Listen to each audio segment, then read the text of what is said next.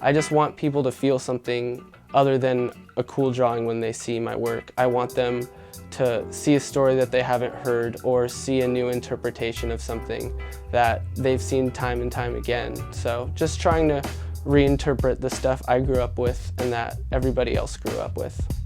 My name is Ian Wheelock. Currently, I work part-time at a grocery store and am a part-time artist. I write comics. I like to make clothes, t-shirts. Eventually, I want to get into animation.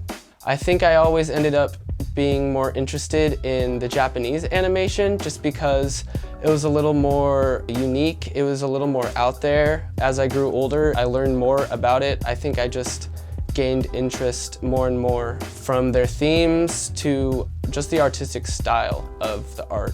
I read a comic called Anime Goth. It's a satire on both Japanese animation and Gothic culture. So basically, I just like to throw references in from the cartoons that I grew up with, just creating these characters that I think emphasize some of the main points of Japanese animation and culture, as well as Gothic music style. I think they go together very well. Japanese animation tends to be bright and bubbly sometimes, but there's definitely a darker side that I want to explore to it in this comic. I'm in my first year at the California College of the Arts in Oakland, California, learning illustration, going to be learning some printmaking and animation over there. But while I'm in Tacoma for the summer, actually getting ready for a 4-day art exhibition that I'm hosting at the 1120 Creative Gallery.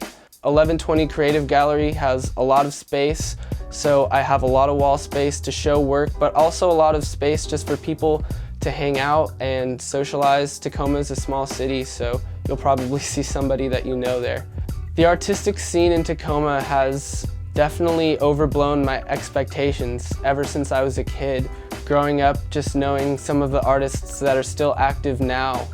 I think we'll start seeing a lot more Dale Chihuly's coming out of Tacoma and a lot more personable artists that are breaking out of the Puget Sound area. But I think as far as how the community is developing in itself, everybody knows each other, everybody wants to work together. It's a great place to get started and to learn how to make art. And I would tell any up-and-coming artist to check out this scene, because if you talk to people and you show people your stuff, they will be interested and you will get opportunities.